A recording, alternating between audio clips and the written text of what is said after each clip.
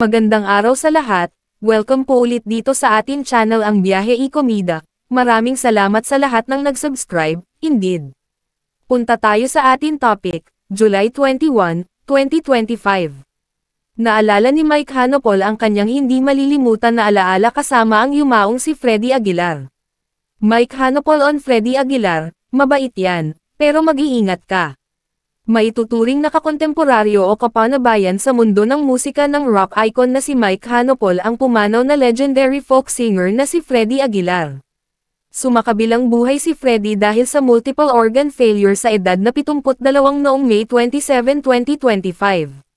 Sa panayam ng pep.ph, Philippine Entertainment Portal, kay Mike, tinanong siya kung ano ang hindi niya makakalimutang karanasan o memorya kay ka-Freddy. Gaano ba sila ka-close dati? Nako, ang gandang tanong yan, bulalas ni Mike. Pero ang sasabihin ko na lang yung magaganda, ayoko nang sabihin yung hindi maganda. Kasi lahat tayo merong maganda, meron ding hindi maganda, di ba? Huwag na nating pag-usapan yun. Pero ito ay ayoko nang i-direct sa kanya, ito direct sa lahat, nangyayari ito sa lahat. Kasunod nito ay binanggit ni Mike ang mga kantang tumatak sa mga pangalan nila ni Freddy, ang Laki sa Layaw, para kay Mike at ang Anak, para kay Freddy. Ang Laki sa Layaw ay ini-release noong 1977, habang ang Anak ay naging finalist sa First Metropop Music Festival noong 1978.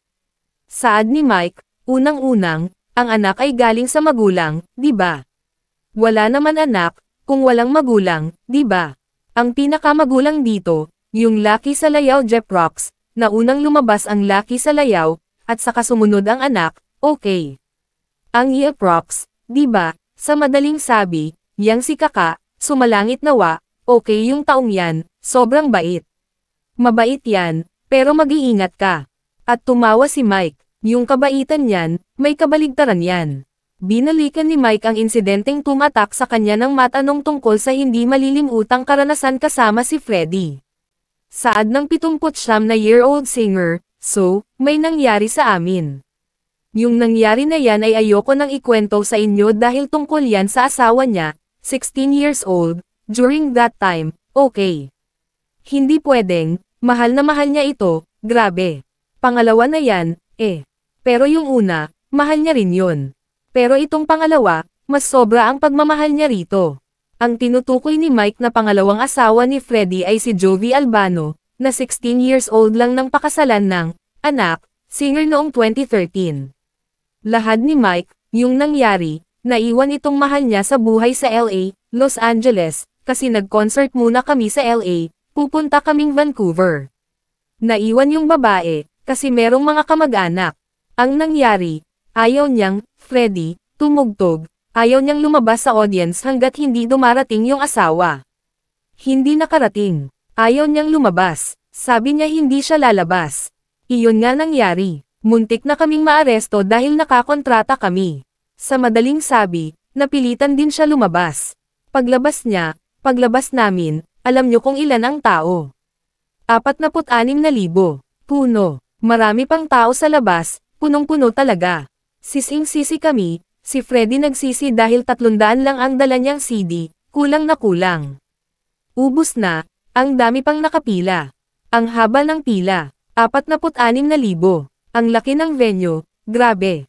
I mean, first time in history of the Philippines nangyari yon. Ganon kalaki, 46,000. So, iyan ang kwento. Pero bahala na kayo, ha? Pero hindi kailangan ilagay to, i-edit nyo na lang yan. At muling tumawa si Mike. Pahabol pa niya, so, wala na akong kasalanan dyan, ha? Bahala na kayo, okay. Ibahin nyo na lang, pwede. May nagkomento habang nagsasalita si Mike na naka-live ang panayam sa kanya, at muling tumawa ang veteran singer. Ibinahagi rin ni Mike ang karanasan niya na mag-perform sa harap umano ng 1,000,000 katao. At nang walang audience, pagbabalik tanaw niya, pero ito ang maganda, sa akin naman, in my case, ako lang mag-isa, sa tanang buhay ko, ewan ko kung sino na dito sa ating Pilipino artist or singer or whatever na nakatugtog na sa buong Pilipino, 1 million. Iyon ang pwede kong ipagmalaki sa inyo. Dahil ako lang yata ang nakatugtog dito ng 1 million katao, ako lang mag-isa. Pero tinanong ko, ano nun, Labor Day, sa Luneta ginawa, grandstand, ako lang, Mike Hanopol lang. Sabi ko, Sir, ilan ang tao? Sir, 1 million na, 1 million. Wow, ang tindi. Totoo yan. Pag napuno yung Luneta, 1 million yan, Labor Day, government ang nag-hire sa akin kaya napuno talaga, grabe. Patuloy ni Mike, pero maniwala kayo sa hindi, nakatugtog na rin ako na walang tao, walang tao. Tumutugtog ako sa Miami, Florida, ang may-ari ng club, ang pangalan ng club, Zanzibar, ang may-ari mga celebrity sa Amerika. You name it, Michael Jackson, Eric Clapton, Bee Gees, lahat ng celebrity, may-ari ng kondo. Madalas wala sila dahil may mga shooting, may mga tugtog, may concert, whatever, so madalas wala sila. So kami, throughout the way na tumutugtog doon, walang tao. As in, walang tao.